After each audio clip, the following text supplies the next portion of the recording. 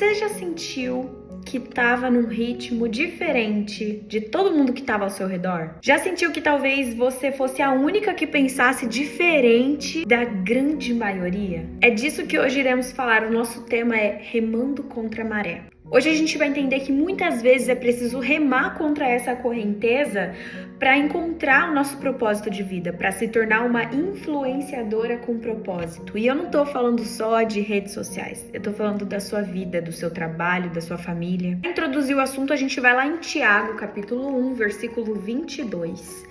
Tornai-vos, pois, praticantes da palavra e não somente ouvintes, enganando-vos a vós mesmos. Tudo bem que existem muitos países que isso daqui é proibido. Mas você já imaginou o que seria da humanidade sem que Deus tivesse deixado as suas escrituras? Ele não deixou apenas a sua palavra, ele também deixou o Espírito Santo para nos conduzir e nos ajudar a discernir tudo o que a sua palavra diz. A maioria dos cristãos pregam sempre a mesma coisa.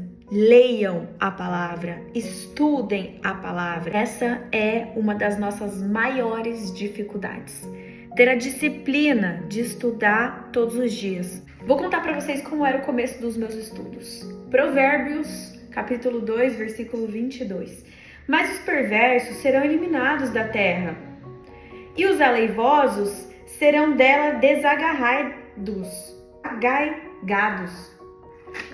Eu vou lá assistir The Chosen. Eu não entendia, e até hoje, se eu buscar mais, ir além, eu continuo sem entender muita coisa. Não sei você, mas eu pelo menos não nasci sabendo de tudo. Foi aí que eu dei o meu primeiro passo contra a maré. Realmente, era muito mais fácil eu assistir The Chosen ou fazer um devocional já pronto com café da manhã. Eu experimentei fazer diferente.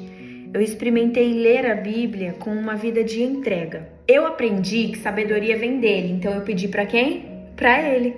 Eu não me permiti acomodar, então eu não parei até que eu pudesse interpretar da forma correta. Eu comecei a renunciar a coisas, abrir mão de pessoas, lugares, e até mesmo aqueles que eu acreditava elevar a minha influência. A minha balança, ela começou a ser tão seletiva e o que não agregava no meu propósito não chegava nem a ser medido. No dia mal, no dia que eu tava assim, destruída por dentro, eu não tinha mais o que fazer, para quem falar, as minhas amigas já estavam cansadas de ouvir sempre a mesma história, o mesmo desabafo. E nesses momentos eu comecei a me abastecer da palavra. Às vezes eu não entendia, eu quebrava a cabeça e ali eu ficava, meu Deus, o que o Senhor quer dizer? Até que Ele se revelou a mim pela primeira vez. Eu tava tomando um banho e aí eu comecei a me arrepender de pecados.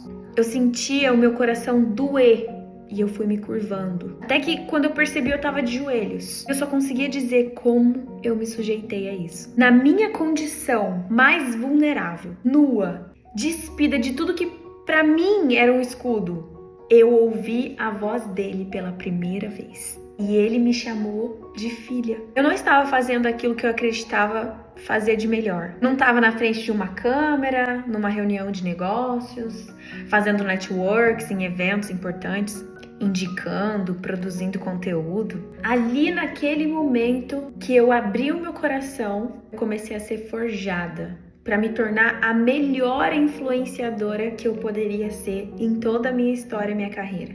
A influenciadora de Cristo. Eu precisei me arrepender para que ele conseguisse me acessar, que eu conseguisse sentir a presença, ouvir a voz dele. Então eu me lembrei de todos os momentos em que eu estava estudando a palavra, principalmente aqueles momentos em que eu mais batia a cabeça e pensava que eu estava sozinha. Ele estava comigo. Quando eu não entendia alguma coisa, ele estava comigo. Quando eu chorava porque algo tinha me tocado, ele estava comigo. Ele me trouxe aqui para te falar que a Bíblia é o único livro que quando você lê, o autor está do seu lado. Então, se você não está entendendo, é porque o autor está longe de você. Ou melhor, você está longe do autor. Dê o primeiro passo e os outros, você com certeza será conduzida.